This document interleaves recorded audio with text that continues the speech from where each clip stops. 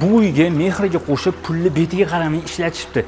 O'zim uchun deb quribdilar. Akam gap so'z bo'lishi mumkin emas. Mirzo Ulug'bek rayon Namazkovskiy Darxon 3 dan 6 sotuli 4 etajli qasr uyi bugun sizlar bilan ko'rib chiqamiz. Yaxshilab joylashib, hozirdan bitta laykka bosib, choy damlab qo'ying, ketqizgan vaqtingizga achimisiz. Keling aka, sizga kirib kelishdan boshlab bu uyni tanishtirib beraman. Mana kirib kelish asosiy darvozamizni kirishinglar bilan mana shunaqa sizlarni keng hovli, ya'ni fasad kutib oladi. O'zingizlar bitta baho berasizlar. Ikki qismga bo'lingan zelyoniy zona o'zini paliflarigacha ega. Bu tarafga keladigan bo'lsak, mana shunaqa naves ostida bemalol ikkita taxloni yonma-yon taxlab qo'ysa ham bemalol turadi. Bu yerga keladigan bo'lsak, ko'ryapsizlar, oila davrasida o'tiradigan joy qilib qo'yishgan. Xohlasangiz tapchan qo'ysangiz ham bo'ladi. Mana basseynni qarang, bu yoqda jakuzigacha. Hozir aynan sezon boshlandi-yu. Bitta ko'lani olib, mana bu yerda o'tiradigan shaxsan menga juda ham yoqdi. Bir dona basseynmi deydiganlar uchun shoshilmanglar. Podvalda spa zonasilarni kutyapti. Ana endi hovlimizning orqa tarafidan ko'rib chiqamiz. Hovlimizning orqa tarafida ham juda ham zelyoniy zonalar qoldirib ketilgan. Bu yoqdan unumli foydalansanglar bo'ladi. Mana daraxtlarni qaranglar, juda ham chiroyli ekib qo'yishdi. Ayniqsa mana yeydigan narsa emas ekan, men yeydigan yesa bo'ladi deb o'yladim. Buni yeb bo'lmas ekan.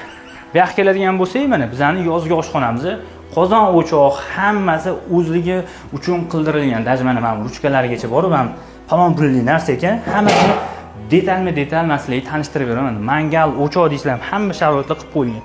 Mana bu daraxtlar ham, gullar ham hammasi palon pulli narsa. Bu yoqdan podvalga tushib ketsa bo'ladi va bu burchakda hovlimiz uchun ajratilgan sanuzel.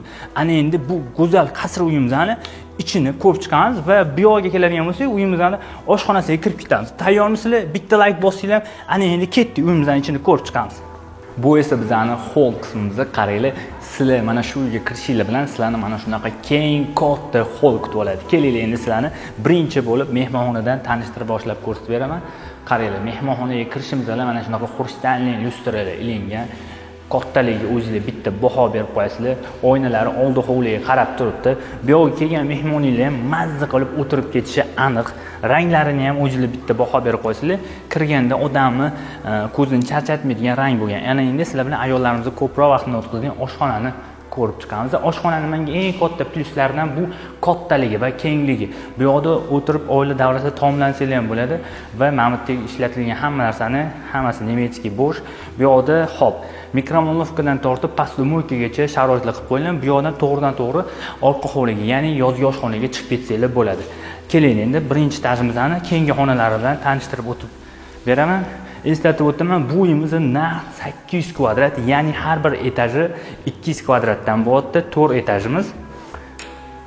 Bu birinchi etajimiz uchun ajratilgan umumiy sanuzel. Shu sanuzel yonida yana bitta bizda kattagina keng yotoqxona bo'lyapti. Ko'rasizlar, birinchi etajimiz uchun ajratilgan yotoqxona. Kichkina xonani o'zi yo'q, lekin shaxsan menga juda ham yoqdi.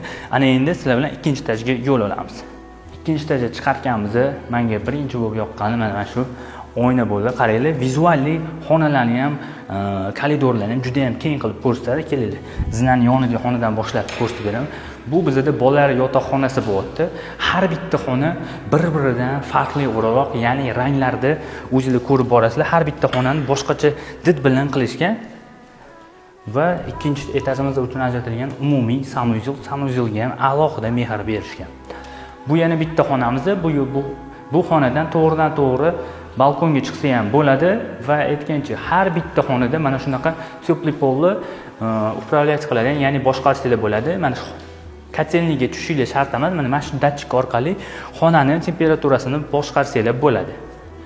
Va eng katta xonalarimizdan biri, xonani qaranglar, futbolniy zona bo'lyapti-yu. Bu xonamizning o'zining ichida sanuzel bor. Sanuzelga o'zingizlar yoqsa bitta like qizartirib qo'yasizlar. Mana buni qaranglar. Ham vanna bor, ham dushovoy kabina bor. Kengligini qaranglar, bideylargacha qo'yib qo'yilgan. Shaxsan menga juda ham yoqdi. Yoqqan bo'lsa bitta like qizartirib qo'yasizlar. Qani ketdik, keyingi xonalarni ko'rib ketamiz. Bu yoqda qaranglar, zo'r zashina bo'lgan. Bu yoqda ikkinchi etajda o'ziga alohida garderobni qilishgan, ya'ni umumiy garderobni mana shu yerda chiroyli qilib shkaf yasatirsangiz, men uchun juda chiroyli chiqsa kerak. Va bitta bolalar yotoqxonasi bo'lyapti. Bemalol dars tayyorlaydigan, shkaflarigacha, yotoqxonasigacha bemalol sig'adigan xona bo'lgan. Ana endi sizlar bilan birgalashib tepa etajimizni ko'rib chiqamiz.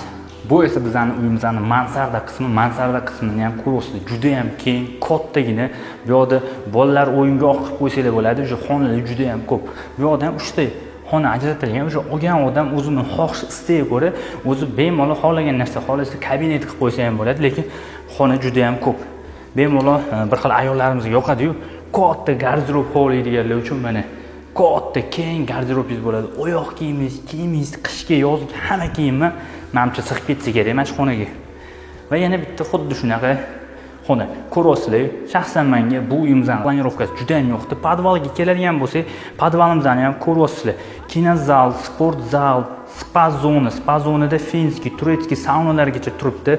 Холодный komnata va bu yerda ishlatilgan konteynerlar hammasi nemetskiy santexnik vositalardan foydalanilgan. Uyimizning narxi qiziqtirayotgan bo'lsa, pastda egalarining raqamini yozib qoldiramiz. Agar sizga ham Mirzo Ulug'bek rayoni Namaskovskiy Darxon 3 ta mana shunaqa fayzli qasr uy qidirayotgan bo'lsangiz, bu video aynan siz uchun. Bu videoga bitta like bosib, eng yaqin jigaringizga jo'natib qo'ying.